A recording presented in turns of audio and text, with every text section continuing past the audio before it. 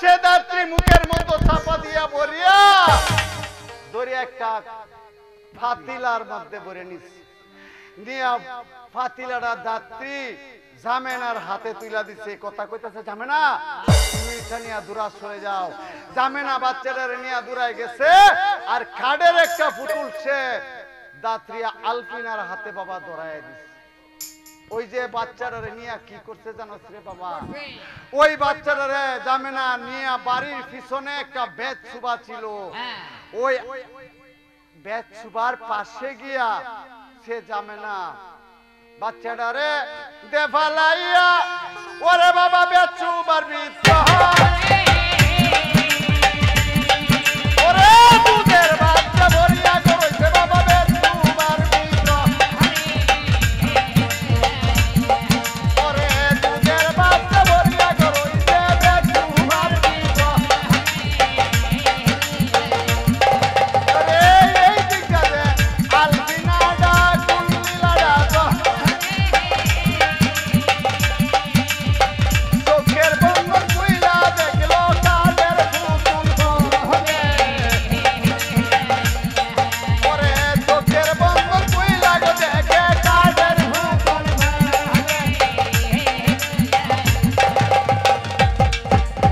আলবিনার চোখ কুড়া কুলার পরে সে আলবিনা লক্ষ্য করিয়া যায় মায়ের কুলে যে একটা কাঠের পুতুল রক্ত মাখানো আলফিনা কথা কইতাছে, মা গো তুমি এটা কি দিলা আমার কুলে? মা আমার গর্ভে থেকে কাঠের পুতুল? জীবনে দেখছি না মানুষের মতো কাঠের পুতুল চলা, তোমার এটা জাত করতে চলা কেলা জানে কাঠের পুতুল হইছে। মা আমার গর্ভে কাঠের পুতুল হতে পারে না মা। মা গো আমি জানি আমার সন্তান তোমার নাতি হতে পারে, তুমি তোমার নাতির সাথে জীবনে অনেক ঠাট্টা করতে পারবে মা। আমার সন্তান আমার কুলে দাও, আমি একটা নজর দেখতে চাই। এই তোর কাঠের পুতুল লয়ে যায় যে রক্ত রক্ত ভরায় আছে, লয়ে যা। আলফিনা কয়, মা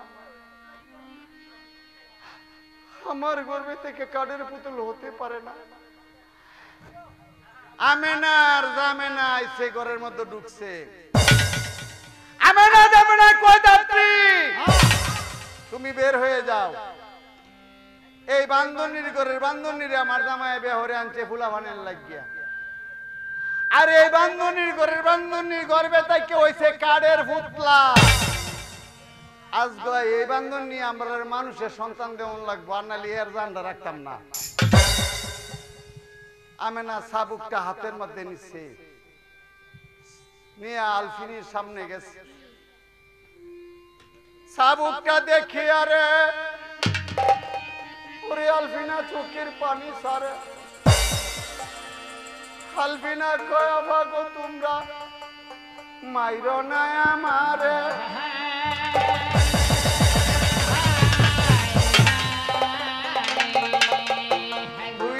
বেটি মিলিয়া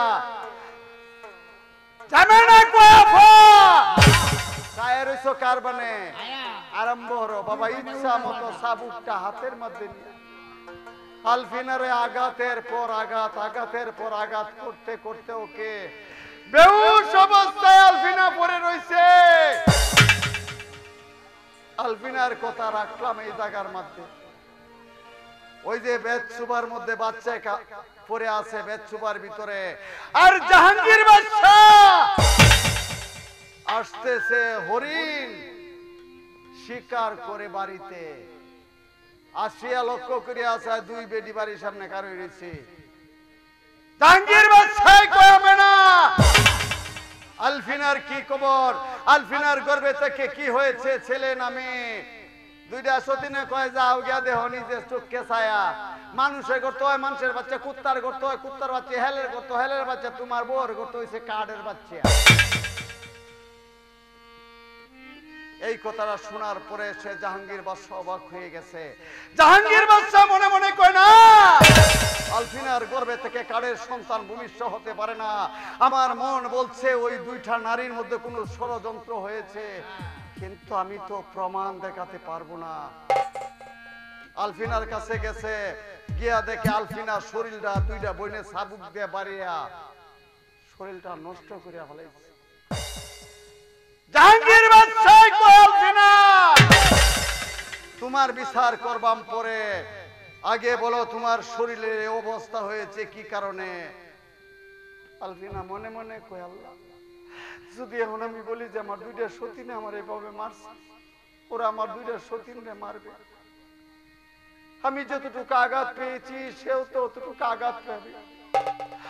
আলফিনা কয় স্বামী গো, আমাকে কেউ মারে না স্বামী, আমার যে সময় প্রসব বেদনা শুরু হয়েছে স্বামী, আমি এই সময় ঘুরেতে ঘুরেতে আমি যে স্বামী কোথায় গিয়া পড়ছি আমি নিজেও বলতে পারি না স্বামী।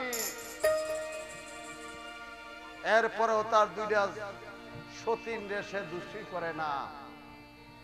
জাহাঙ্গীর বাদশাহ কয় আলফিনা, আমি তোমাকে এমন শাস্তি দেব যা তুমি কখনো কল্পনাও করতে না পারো, কারণ যে নারী স্বামীকে অবিশ্বাস করতে পারে সে নারী স্থান আমার মহলে হতে পারে না। কথা বলে হুজুর, আলফিনাকে হাতে পায়ে বন্ধন করে নিয়ে যাও, ওকে নিয়ে যাও আমার কর্ণফুলী নদীর পারে চা বাগানে, আমি তাকে সাজা দিলাম এইটুকু, সে যতদিন পর্যন্ত বেঁচে থাকবে আমার চা বাগানে পানি ঢালবে আর প্রতিদিন ফান্তা বাসে নাস্তা ওকে দেবে। সাথে সাথে আলফিনাকে নিয়ে যায় ওই যে তার চা বাগানে। আলফিনা কয় স্বামী, আমি তোমার আদেশ মেনে আমি ওই চা বাগানে থাকতে চাই। আলফিনারে চা বাগানে দিছে, রাখলাম কোথায় এই জায়গার মধ্যে লম্বা করতে পারি না, কারণ সময় অনেকটা কইমা গেছে। কারণ ওই যে জাহাঙ্গীর বাদশাহ সন্তান আছে বেতসুবার ভিতরে, সন্তানরা দুধের মায়ের দুধের পিপাসা হয়ে গেছে। বাচ্চাটার কান্দনে ওই জঙ্গলের মধ্যে কয়েকটা সিগালা ছিল, ওই সিগালাই সে বাবা মানুষের কণ্ঠ শুনিয়া আইসা দেখে একটা বাচ্চা ফাতিলার ভিতরে পড়ে রয়েছে। ওই বাচ্চাটারে খাইবার লাগে সিগাল প্রস্তুত হয়ে গেছে। আল্লাহ কয় জিবরাইল, এ আছো তুমি কারবানে? আলফিনার কপালে দুঃখ লেখছি, তার সন্তানের কপালে দুঃখ লেখছি, কিন্তু মরণ লেখি নাই। আলফিনার একটা কুকুর আছে গুসলাগরের মধ্যে 6টা বাচ্চা তুলছে, ওই বাচ্চা নিয়ে আসে বসা আছে, ওই কুকুরটারে কানে কানে কবর কয়ে দাও আলফিনার সন্তানটারে বাঁচানোর জন্য। সাথে সাথে জিব্রাইল এসে কুকুরটার কানে কানে কবর কয়ে দিচ্ছে। আলফিনার সন্তান কান্দে বিন্না সুবার তলে। আলফিনা তোমারে লালন পালন করে শান করেছে ওই বাড়িতে, যদি তুমি আলফিনার দাবি পূরণ করতে চাও আলফিনার বাচ্চাটার আগে বাঁচাও। সাথে সাথে কুকুরটা তার 6টা বাচ্চার মহব্বত ছেড়ে দিয়া কুকুরটা যে যাইতে গিয়ে আছে বেচুবার ভিতরে।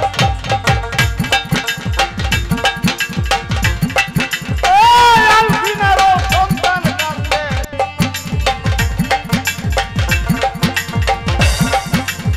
কুকুরটা যে দৌড়া গেছে বেচুবার কিনারে। কুকুরটারে দেখে বিগাল রে বিগাল রেডি হয়ে গেছে।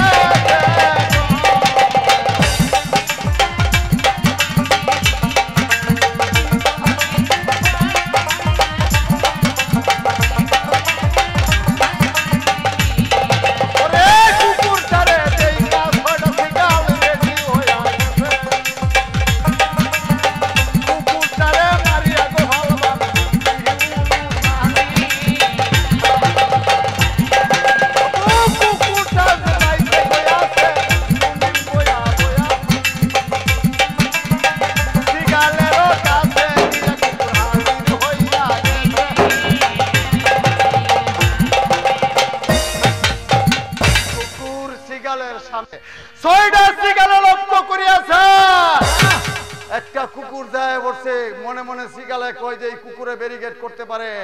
কুকুরটার দিকে 6টা সিগাল রুক করছে কুকুরটার সঙ্গে লড়াই করার জন্য। কুকুরে কইতাছে ভাই ভাই আমি তোমাদের সঙ্গে লড়াই করতে আসি, তোমরা যাকে খাওয়ার জন্য প্রস্তুত হয়েছে মা দুঃখিনী পানি ডালে রে। ওরে ভাই চা বাগানের মধ্যে এই সন্তানটা তোমরা খাইও না, আল্লাহ দুহাই লাগে।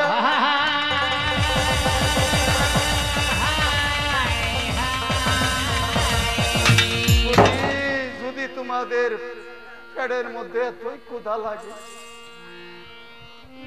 আমি না আলফিনার গুসলা করে 6টা বাচ্চা তুই আইছি, যাও তোমরা ওই 6টা বাচ্চাকে কায়া বালাও, তবু আলফিনার সন্তানটারে খাই না। আর যদি খেতে হয় তাহলে আমাকে আগে খেতে হবে।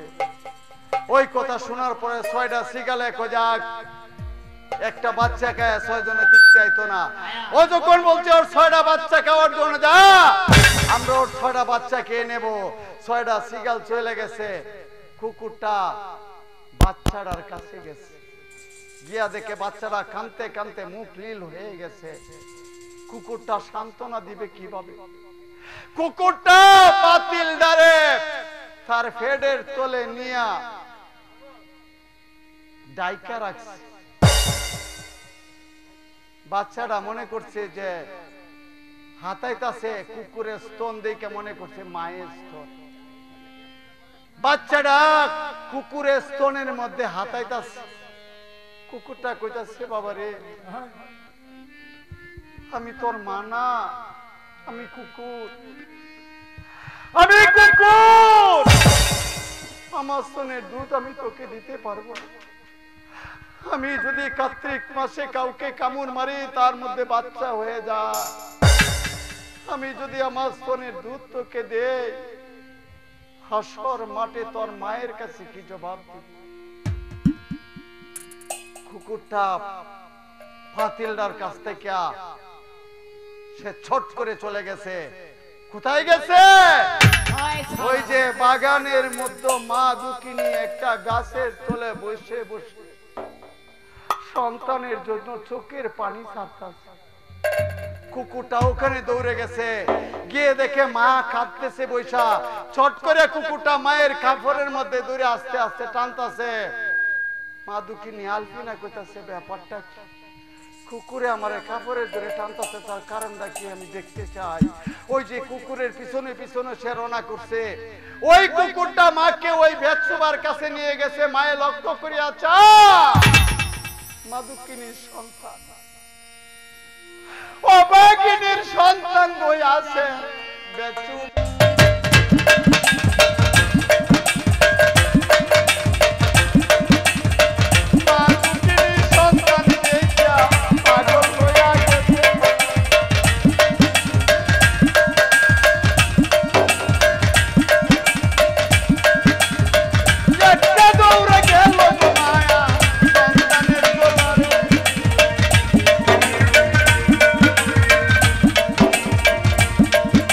বাবা